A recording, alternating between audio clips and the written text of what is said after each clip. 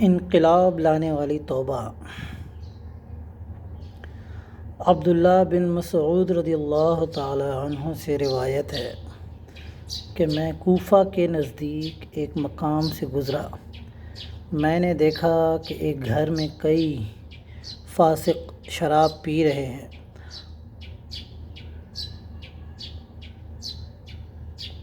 اور زازان نام کا ایک گویا بربط بجا رہا تھا اور بہت عمدہ آواز میں گانا گا رہا تھا۔ کہتے ہیں میں نے آواز سن کر کہا، کیا ہی اچھی آواز ہے، کاش اس آواز سے قرآن پڑھا جاتا۔ عبداللہ بن مسعود رضی اللہ تعالی عنہ اپنے سر پر چادر اوڑھ کر چلے گئے۔ زازان نے آپ کے الفاظ سن لیے تھے۔ اس نے لوگوں سے پوچھا، یہ کون تھا؟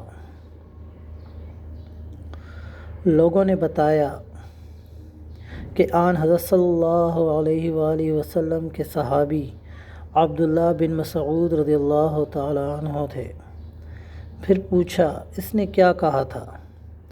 لوگوں نے جواب دیا کہ وہ کہتے تھے کہ کتنی اچھی آواز ہے، کاش اس آواز سے قرآن پڑھا جاتا۔ یہ سن کر زازان کے دل میں ہیبت پیدا ہوئی، اٹھ کھڑا ہوا، بربط کو زمین پر مار کر توڑ دیا۔ پھر دوڑا ہوا عبداللہ بن مسعود رضی اللہ تعالی عنہ کے پاس گیا، اپنی گردن میں پگڑی ڈال لی اور ان کے قدموں میں گر کر رونے لگا۔ عبداللہ بن مسعود رضی اللہ تعالی عنہ نے اسے گلے لگایا اور خود بھی رونے لگے۔ پھر عبداللہ بن مسعود رضی اللہ تعالی عنہ نے کہا، جس شخص سے خدا محبت کرتا ہے میں کیوں اسے اپنا دوست نہ بناؤں؟ اس کے بعد زازان انہی کی خدمت میں رہنے لگا، قرآن سیکھا، دوسرے علوم بھی حاصل کیے اور ایسا کمال ہاتھ آیا کہ وقت کا امام ہو گیا۔ بہت سی حدیثوں میں زازان نے عبداللہ بن مسعود اور سلمان فارسی سے روایت کی ہے۔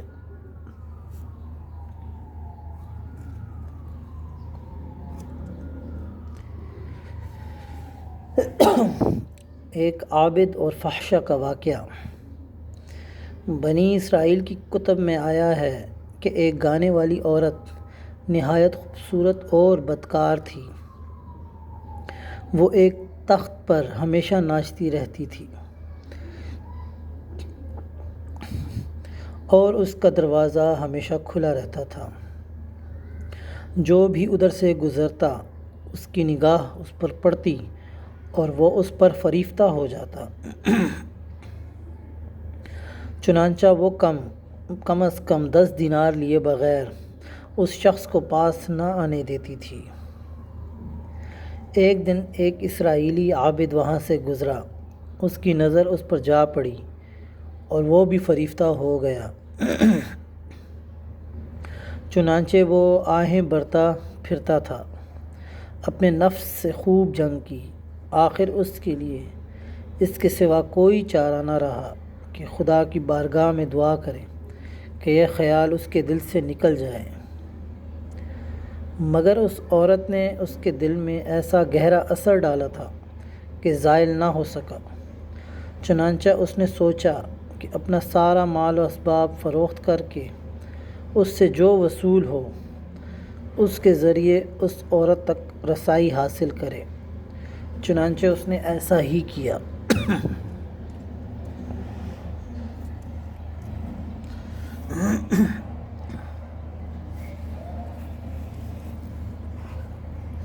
جب روپیہ لے کر اس کے پاس حاضر ہوا تو عورت نے کہا، میری مطلوبہ رقم میرے وکیل کے پاس جمع کرا دو اور فلاں وقت آ جاؤ۔ چنانچہ اس نے روپیہ جمع کرا دیا اور وقت مقررہ پر اس کے پاس آیا۔ وہ عورت اس وقت بناؤ سنگار کر کے تخت پر بیٹھی تھی۔ عابد بھی اس کے ساتھ بیٹھ گیا اور اس کے ساتھ دل لگی کرنے لگا۔ اچانک اللہ تعالیٰ کی رحمت اس پر نازل ہوئی اور اس کی پہلی اطاعت اور عبادت کے عوض خدا نے اسے اس بدی سے بچا لیا۔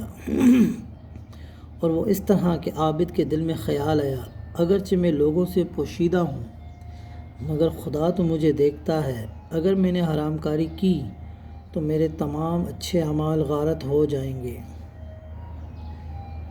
اس کہانی کا بقیہ حصہ اگلی ویڈیو میں ملاحظہ کریں۔